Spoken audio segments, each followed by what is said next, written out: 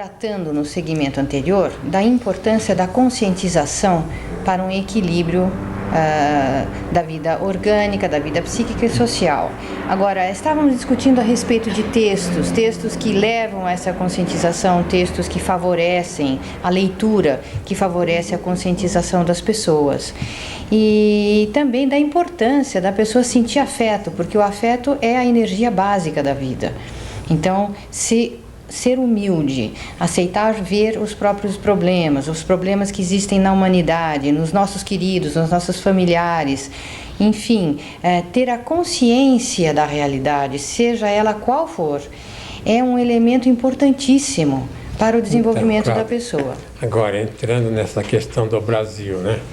Então, muita gente está assustada porque diz que o Brasil está num período terrível aí, em que a especulação não deu certo e está com todas essas dívidas e vendendo praticamente as empresas brasileiras e, bom, uma situação terrível.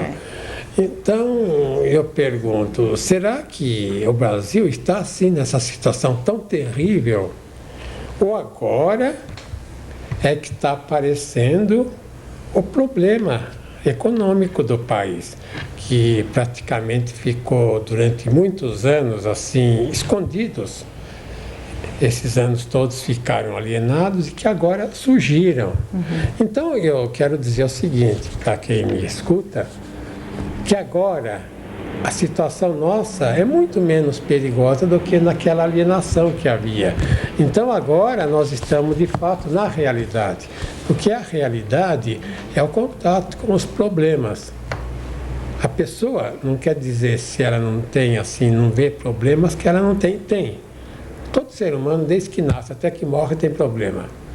Então a questão é essa, ou se a pessoa lida com os problemas ou não. Então, o que aconteceu foram anos em que o brasileiro pensava que ia ser rico de repente.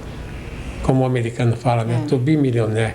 De repente, acordava, estava rico. E com a especulação. Então, essa situação era normal. A situação atual, não. E tomara que essa situação chegue também aos Estados Unidos e aquele povo acorde daquela fantasia que eles vivem até hoje. Porque era realmente preocupante quando nós chegamos de volta ao Brasil do nosso trabalho no exterior, há 2 anos e meio atrás, mais ou menos, ver assim nas mídias, nos noticiários, nos comentários entre a população, essa esperança, por exemplo, dessa ideia invertida de que o capital é que gera riqueza. Então, o investimento, o capital estrangeiro no Brasil é que viria trazer progresso ao Brasil, colocando o trabalho e a riqueza que o trabalho gera dependente do capital. Então, isso dava mesmo até um certo medo de pensar a que isso iria levar o Brasil. E agora a gente vê o grande desastre que isso já levou, mas felizmente a população está conscientizando. Mas aí já é outra inversão, né, Cláudia? Achar que o primeiro mundo é que dá tudo para o terceiro mundo. E não que o terceiro mundo dá ouro, dá café, dá trigo, dá pedras preciosas, dá quartzo, dá tudo quase de graça para o primeiro mundo. E cérebros, o primeiro mundo é cérebros e ainda, como a gente conhece nos Estados Unidos e na Europa, pessoas que vão trabalhar de graça para ele. Então estou dizendo isso, que esse é um problema também de inversão, quando o primeiro mundo acredita que ele é que vai ajudar o terceiro. E não é que ele precisa, assim, desesperadamente do terceiro para não morrer de fome, que eles não produzem mais alimento, e para ter matéria-prima para manejar as fábricas, que sem matéria-prima eles afundam. Já visto esse problema que houve aí com a Minas Gerais, né? Esse pedido de moratória do governador de Minas, o Itamar Franco, o abalo que gerou nas bolsas de Nova York, quer dizer, um país cujo PIB diz ser 8 trilhões de dólares, então como que se abala desse jeito se um governadorzinho de um estado do Brasil diz que vai deixar de pagar os seus compromissos por 3 meses? Então, com o Alex agora. Com o Alex agora, ok. Alexandre Frascari, ele é professor também da Milênio e também teve uma experiência grande no exterior, né? Fazendo estágio. Ele é físico, né? Formado em física. Está de acordo, Alex, com essas teorias aqui da Faraday? Aliás, a minha interpretação? Sim, porque o ser humano, assim, tem estudos também que mostram assim que o ser humano ele é como assim uma antena, né? Que a própria célula do ser humano, o próprio DNA é como uma antena que capta a energia do exterior, né? Que o ser humano assim ele não vive só da comida, por exemplo, mas que ele vive mais, principalmente, da energia que ele capta do exterior, né? Então a gente, para existir, né? Para ter essa estrutura orgânica, para existir como ser humano, a gente precisa estar continuamente captando energia, né? E como capta, né, a energia de fora? Então, um ponto é que a gente capta a energia através da nossa própria ação, né? Enquanto o ser humano está agindo, ele está captando, ele está recebendo, né? Quando ele para de agir, ele para de receber. E nesse momento o organismo se deteriora, começa a se degenerar. E aí aparecem as doenças. Você quer dizer assim como um gerador que fica em velocidade, em ação e então capta energia. Isso, enquanto ele está em movimento, ele está captando. No momento que ele começa a parar, ele deixa de captar. Então a energia que sustenta a estrutura do ser humano é interrompida.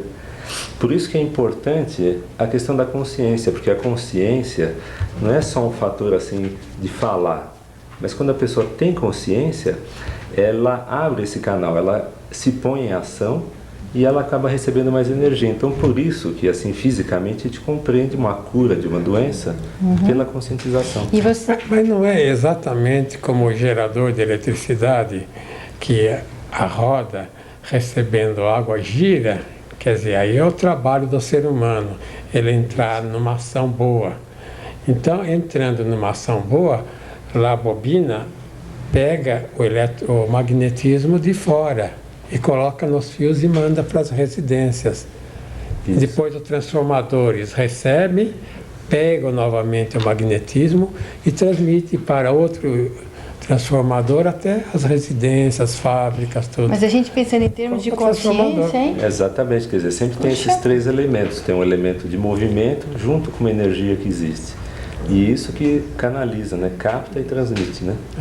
Isso é a descoberta do Tesla, né? Que foi um húngaro que trabalhou com Edison nos Estados Unidos e tinha mais de 700 invenções. Foi ele que praticamente trouxe a geladeira, o motor de indução, que é o motor elétrico. Deixa eu fazer uma ressalva. O Tesla descobriu isso a nível da física, mas a nível da consciência ele não trabalhou com isso. Ele sabia que tinha uma força assim fundamental, que ele chama de escalar. E que essa força fundamental poderia, vamos dizer, mover as máquinas, tudo isso. E nós achamos também que essa força fundamental é que produz o átomo, o elétron, o próton, o nêutron. Porque mesmo o átomo, para existir, ele precisa estar recebendo energia continuamente. Quer dizer, tudo que existe no mundo material está em movimento. As próprias partículas estão em movimento. Se parar alguma partícula, ela desaparece. E para sustentar aquele átomo, aquela estrutura atômica, ele precisa estar recebendo energia o tempo todo. E é essa energia mais fundamental, né, que é a energia escalar, que atualmente muitos físicos chamam de energia do vácuo, ou outros nomes, né? Mas é uma energia mais básica, né, que depois ela se transforma tanto na matéria como na energia eletromagnética.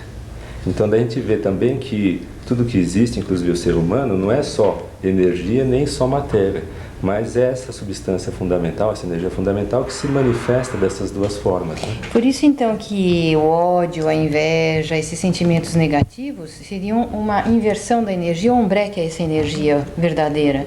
Por isso que causam então doenças de todo tipo, porque breca, impede que haja esse fluxo energético. Vamos chegar à conclusão, o Alex e Cláudia, que a doença não existe por si. Que qualquer tipo de doença, qualquer tipo de atividade assim negativa, ruim, é simplesmente um impedimento ao que existe no ser humano na base, que é bela, boa e formosa. Que essa é energética, fundamental, essencial. Que é assim, né? Se a pessoa se coloca a favor, em harmonia com as forças do universo, então ela está sã.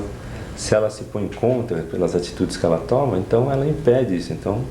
Então, nós temos que convir que os nossos cientistas têm muito o que reformular nas suas teorias, porque toda essa base da ética, da metafísica, precisa ser unida, aliada à ciência para que ela possa funcionar. Vendo o aspecto de inversão. Se desinverter a física, Alex, se tirar a física da matemática, então vamos ver que Newton, Galileu, eles tinham carradas de razão das coisas que eles falaram e que muitos não entenderam. Então, eu acho que na semana que vem nós podemos dar continuidade a esse assunto fascinante que é essa união das ciências físicas e das ciências psíquicas, da metafísica. Até a próxima semana. Muito obrigada aos nossos participantes. Chartine vai falar mais na semana que vem. Até a próxima, então. Até a próxima.